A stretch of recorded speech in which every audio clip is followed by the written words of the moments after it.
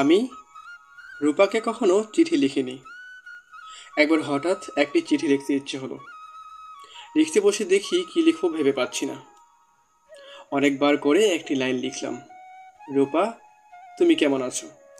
সমস্ত পাতা জুড়ে একটি মাত্র বাক্য। সেই চিঠির উত্তরে রূপা খুব রাগ করে লিখল, তুমি এত পাগল কেন?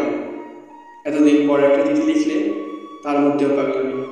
কেন এমন করো? তুমি কি ভাবো এইসব পাগলামি দেখে আমি তোমাকে আরো বেশি ভালোবাসবো?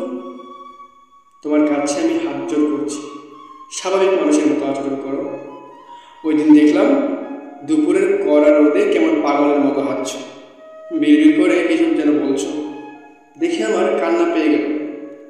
তোমার কি সমস্যা তুমি আমাকে বলো। আমার সমস্যার কথা রূপাকে কি আমি বলতে পারি? আমি কি বলতে পারি আমার বাবার স্বপ্ন সফল করার জন্য আর সারাদিন আমি পথে পথে ঘুরি, মহাপুরুষ হবার সাধনা করি। যখন খুব ক্লান্তি অনুভব করি, তখন একটি নদীর স্বপ্ন দেখি, যে নদীর জল ছুঁয়ে একজন তরুণী ছুটে চলে যায়। একবার শুধু থমকে দাঁড়িয়ে তাকায় আমার দিকে। তার চোখে গভীর মায়া, গাঢ় বিষাদ। এই তরুণীটি আমার মা, আমার বাবা যাকে হত্যা করেছিলেন। এইসব কথা রূপাকে বলার কোনো অর্থ হয় না।